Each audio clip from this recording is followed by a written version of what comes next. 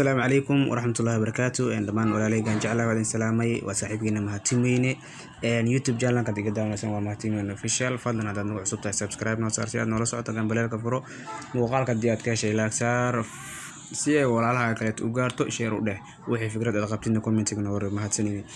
shaxda maanta ugu macquulsan ilaa ay caaw dheeleyso maxaa waay hadayna waan soo dhigay hore aan kugu sheegay 10 daqiiqo kadib aan soo gelinay laakiin se tigidhkii oo daahay awgeed ayaan u yar joogay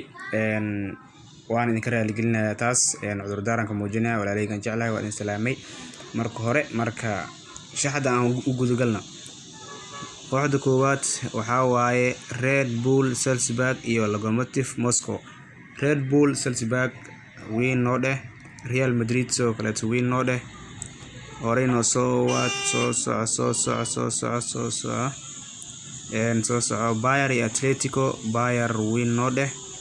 Inter sidoo kaleeto noo raac win noo dheh, Manchester City sidoo kaleeto ciyaartan Olympiacos iyo Olympico Marseille waxay igu soo direen ticket ahaan oo aad shaxda ii soo direen maanta waxay u sheegeen inay full time bridge ku dhamaanayso laakiin aniga ahaan waa ka yar shakiyay meeshaas iska joogina ma rabno hal koox kaleeto oo ah Atalanta ayadana ku darsanayna marka isla socod wanaagsan walaaleygan jeclahay lixdaas kooxood ay soo sheegeen marka lixdaas kooxood maahan shan koox ay soo sheegeen shan koox waa kuwana